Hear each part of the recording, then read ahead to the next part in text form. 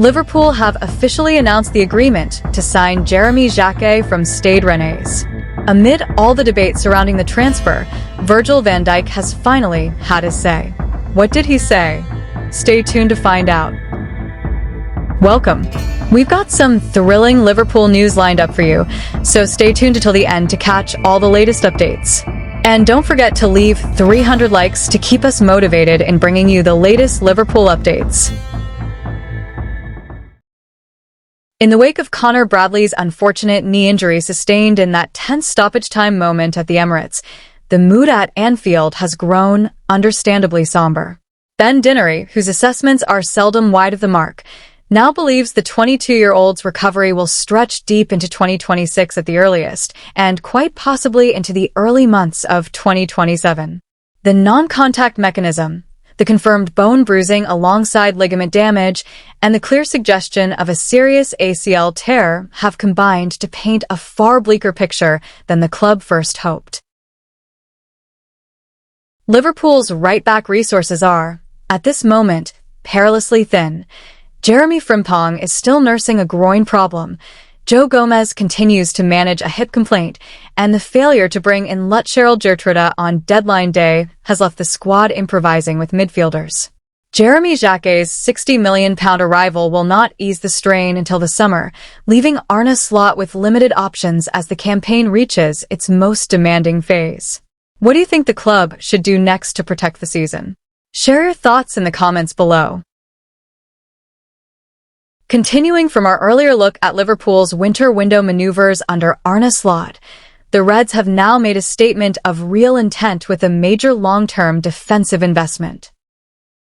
Liverpool have officially agreed to sign Jérémy Jacquet from Stade Rennais for an initial £55 million, rising to £60 million with performance-related add-ons. The 20-year-old French centre-back will complete the 2025-26 season in Ligue 1 before arriving at Anfield on July 1, 2026. This measured approach perfectly illustrates the club's clear-eyed strategy for rebuilding the back line with elite young talent. Rennes were determined to keep their standout performer amid their European commitments, and Liverpool respected that stance by waiting patiently. The delayed arrival has naturally prompted debate among observers about whether the club should have pushed for January reinforcements instead. From the Anfield perspective, however, the deal represents a calculated bet on a player whose ceiling appears sky-high. It underlines Arne Slot's preference for sustainable squad building over reactive short-term spending. Julian Laurens has spoken glowingly of Jacquet, calling him a truly special talent who could develop into one of the planet's finest defenders.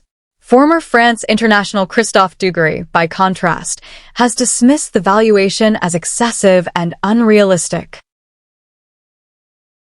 Analysts such as Paul Merson and Jamie Carragher have stressed the immediate need for experienced cover at the back.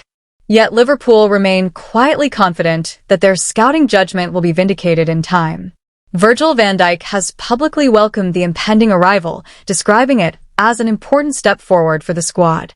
The captain is convinced the youngster possesses every physical and technical attribute to thrive in the Premier League. Van Dijk has already signaled his willingness to mentor Jacquet closely upon arrival. That guidance could forge one of the most formidable centre-back pairings in the division for years to come. Jacquet has long cited Van Dijk as a major idol, a fact that adds genuine excitement to their future collaboration. The Dutchman has also noted the current squad's requirement for greater depth at the heart of defense. Supporters sense that Jacquet's energy and ambition will refresh the entire backline. Together they promise to form a partnership that blends experience with youthful hunger. Overall, despite the inevitable questions over cost and timing, this transfer is widely viewed within the club as a masterstroke in reshaping the defense for the next decade. Arne Slot and the recruitment team are utterly convinced of Jacquet's long-term fit and potential. The club believes he will adapt swiftly and deliver significant contributions once he pulls on the famous red shirt. What do you make of this signing? Could Jérémy Jacquet be the long-term successor we've all been hoping for at Anfield? Share your thoughts in the comments below. Continuing with the latest from Anfield, Liverpool have once more shown the quiet authority that defines their transfer strategy by securing the signature of Jérémy Jacquet from Rennes, outmaneuvering Chelsea with impressive composure.